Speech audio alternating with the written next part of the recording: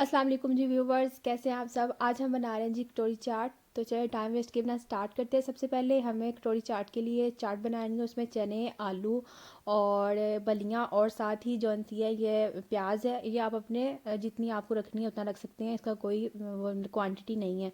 यहाँ पे धनिया है, पुदीना है और सब्ज़ मिर्चें हैं। आपने इनको ग्राइंड करके इसकी चटनी टाइप बना लेनी है और इसे दही में ऐड कर देना है। और ये जौन सी है ये हमारी असेंबलिंग के लिए है। ये चाट जौन सी है ये रेडी है। ठीक है, तो नेक्स्ट स्टेप मैं बताती हूँ। नेक्स्ट स्टेप है जी, हमने इमली की चटनी तैयार करनी है। इमली की चटनी बनानी है। तो इमली की चटनी के लिए मैंने जो इमली है वो तकरीबन 200 ग्राम होगी, जिसे मैंने भिगो दिया था पानी में। भिगोने के बाद आपने इनको गुठलियों से अलग कर लेना है और अलग करने के बाद इसका पेस्ट बना लेना है। चाहे आप ग्राइंड करके पेस्ट बना लें, चाहे गुठलियाँ अलग कर लें। अब एक पैन लें और इमली का जो पल्प है, जो गुद्दा है, वो सारा उसमें डाल दें। और डालने के बाद आपने सिर्फ दो चीज़ें इसमें ऐड करनी है। एक चीज़ जौन सी है वो है चीनी, और दूसरी जौन सी है वो है जी चाट मसाला और थोड़ा सा नमक आपने इसमें ऐड करना। और कुछ भी ऐड नहीं करना है, क्योंकि हमने पुदीना धनिया की चटनी जौन सी ऑलरेडी दही में ऐड कर ली है। तो इसलिए मैं यहाँ पर जौन सा चाट मसाले की 1 table spoon chaat masala add कर रही हूँ और तकरीबन 3 टेबल स्पून जौन से हैं वो मैं यहाँ पे चीनी ऐड करूँगी और थोड़ा सा इसमें नमक ऐड करना है।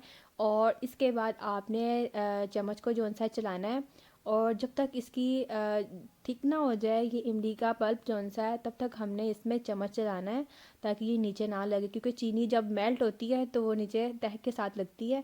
इसीलिए चम्मच जैसे ही चीनी जौन सी है मेल्ट होना स्टार्ट हो जाएगी, तो उसके बाद ये बिल्कुल थिक होना स्टार्ट हो जाएगा। ये देखें, इमली की जो चटनी है ये तो बिल्कुल रेडी है, क्योंकि ये थिक हो गई है। तो इसलिए अगर आपको ज़्यादा खट्टापन चाहिए तो आप चाट मसाला और ऐड कर सकते हैं। नेक्स्ट स्टेप मैं आपको बताती हूँ। हाँ जी, नेक्स्ट स्टेप है जी, हमने कटोरी बनानी है और वो बहुत ही इजी है। अगर आप फर्स्ट टाइम ट्राई कर रहे हैं तो बी केयरफुल, जौन सा है आप एहतियात से कीजिएगा। यहाँ पर मैदा 1 कप है और थोड़ा सा नमक है, और जो नमक जौन सा है वो तकरीबन हाफ़ टी स्पून होगा जो मैं इसमें ऐड कर रही हूँ। और उसके बाद आपने 2 टेबल स्पून जौन सा है वो इसमें ऑयल ऐड करना है। और ऑयल ऐड करने के बाद अच्छे तरीके से इसे हाथ से मिक्स कर लें, और मिक्स करने के बाद इसका डो बना लें।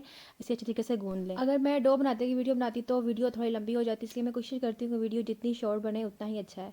तो आप इसका डो बना लें और डो बनाने के बाद मैं आपको फिर बताती हूँ।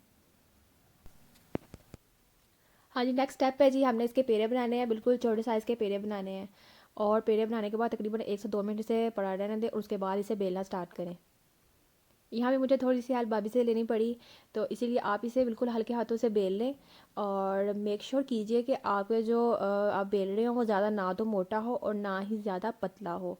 तो इसके बाद जो सबसे मेन इंपॉर्टेंट बात वो ये है कि हमें एक कटोरी की ज़रूरत पड़ेगी, स्टील की कटोरी की। आपके पास कोई भी कटोरी है, बड़ी है छोटी है, मेरे पास ये तकरीबन मीडियम साइज़ की कटोरी थी तो मैंने इसी से ही काम चला लिया है। तो अगर आपके पास इससे बड़ी है छोटी जो भी है, तो आप, या अगर आपके पास कटोरी नहीं है तो आप ग्लास का जो बॉटम वाला हिस्सा है आप उसे भी यूज़ कर सकते हैं। लेकिन मैं वही बता रही हूँ कि अगर आप फर्स्ट टाइम यूज़ कर रहे हैं तो मेक श्योर कीजिएगा कि एहतियात से आप करें। तो आपने क्या करना है जी, कटोरी को आपने उसकी साइड चेंज करनी है और चेंज करने के बाद आपने जो बेली हुई है रोटी जौन सी है वो आपने उसके ऊपर डाल देनी है और तकरीबन 3 या 4 जगहों से अच्छे तरीके से प्रेस करना है। पूरी कटोरी का जो हिसाब से प्रेस नहीं करना। ये भी प्रेस सिर्फ इसलिए करना है ताकि ये ऑयल में जाकर ये टूटे ना और ना ही ये बाहर निकले। और मेक श्योर कीजिए कि ऑयल भी बहुत ही गर्म हो। ये देखिए, ऑयल गर्म था और जैसे ही कटोरी अंदर गई है तो ये खुद ही अपनी जो तह है वो खुद ही छोड़ देगी। तो आपने बस आस्तगी से आपने इसको कटोरी को अंदर से निकाल लेना है बस। जैसे ही ये बाहर से हो जाएगी ये अपनी तह जोन सी है खुद ही छोड़ देगी। तो बस हमने क्या करना है कि इसके अंदर वाले हिस्से को ही पकाना है बस। ये देखें कि कटोरी का जो बाहर वाला हिस्सा है वो पक गया और अंदर वाला हिस्सा जौन सा है वो भी आपने ऐसे ही ऑयल डाल के उसको पका लेना है। तो नेक्स्ट जौन सा है वो ग्लास का है। तो ग्लास की जो बॉटम वाला हिस्सा है आप उसे भी अच्छे तरीके से इसके अंदर लगा के, जो हमने पेड़े बनाए थे छोटे छोटे बेल के, आपने उसको ग्लास से लगाना है। और लगाने के बाद इसे भी ऑयल में, हॉट ऑयल में आपने इसे फ्राई कर लेना है। और मेक श्योर कीजिएगा कि ख्याल से ये काम करें, क्योंकि कटोरी जौन सी है वो पूरी अंदर चली जाती है, लेकिन जो ग्लास है उसको साथ पकड़ना पड़ेगा आपको। वीडियोस के व्यूज़ बहुत ज़्यादा होते हैं, लेकिन वीडियो को लाइक जो उनसे बहुत कम मिलते हैं और सब्सक्राइब भी नहीं करते। वीडियो देख के हमें फीडबैक भी अच्छा मिलता है कि हमने ये वीडियो ट्राई की है, तो लेकिन सब्सक्राइब नहीं करते। तो काइंडली प्लीज़ व्यूवर्स जो उनसे हैं चैनल को सब्सक्राइब करें, वीडियो को लाइक कीजिए और ज़्यादा से ज़्यादा जो उनसे शेयर कीजिए। ये देखें जी, ये एक कटोरी और रेडी है जो हमने गिलास से ट्राई की है। तो कोशिश कीजिए कि अगर आपके पास कटोरी नहीं है तो गिलास से बना लें, और लेकिन कटोरी से थोड़ा बड़ा उसका होता है, तो इसीलिए वो इजीली उसके अंदर चाट चली जाएगी। तो ग्लास का जो लास्ट वाला बॉटम वाला हिस्सा है वो थोड़ा छोटा होता है, इसलिए उस हिसाब से उसमें वो कम जाएगी।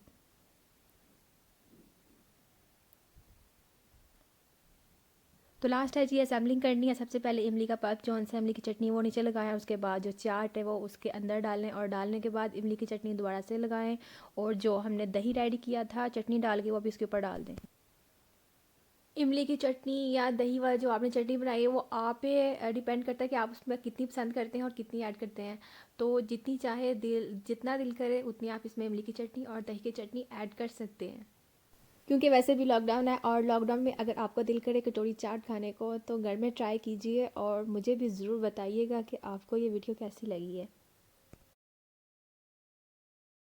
ये लीजिए, हमारी कटोरी चाट बिल्कुल रेडी है। तो ज़रूर बताइएगा कि आपको ये वीडियो कैसी लगी, और आपको वीडियो अच्छी लगी हो तो ज़रूर वीडियो को लाइक कीजिएगा और शेयर कीजिएगा अपने दोस्तों, अपने फैमिली और रिलेटिव्स में, और वीडियो और चैनल को कीजिएगा सब्सक्राइब। लास्ट में आपसे सब यही कहना चाहूँगी कि अपना ख्याल रखें, दूसरों का ख्याल रखें, घरों में रहें, स्टे होम, स्टे सेफ, और मिलते हैं नई वीडियो के साथ। तब तक के लिए खुदा हाफिज़। Thanks for watching.